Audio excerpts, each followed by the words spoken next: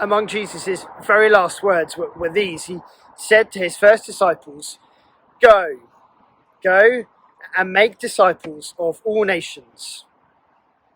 Because there are countless people who need to hear the life-changing, eternity-shaping good news of Jesus. What did it look like for these first disciples to say yes? Well, they said, yes, we'll go and we will tell boys about Jesus. We'll tell mums about Jesus. We'll go and we'll tell kings about Jesus. And we'll plant churches. And Jesus' words have echoed through the centuries as people have said, yes, I'll go and I'll tell people about Jesus. People like St. Augustine, who came to these lands in the 6th century and came to tell people about Jesus and plant churches. What would it look like for us to say yes to Jesus as he says go and make disciples?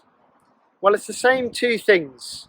Well, we go and tell people about Jesus.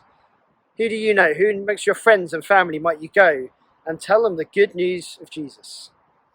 And will we plant churches that people can gather together and worship Jesus and grow as his disciples?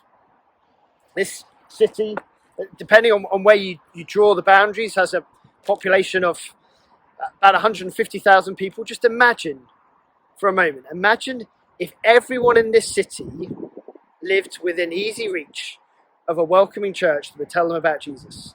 They could walk 3, 4, 5 minutes down the road and be within easy reach of a welcoming church that would tell them all about Jesus.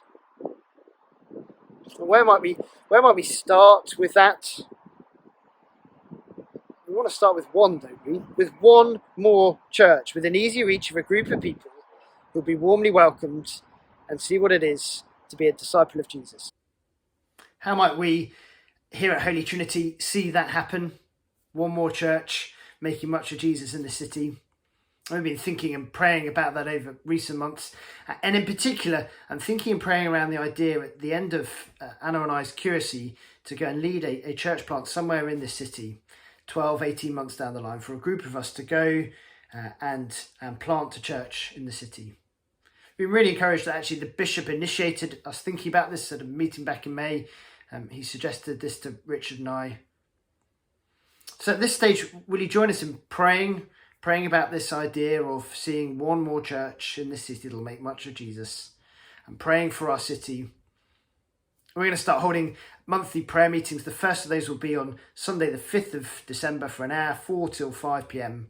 Could you join us then and come and pray for this city and for this idea of planting at the end of our curacy?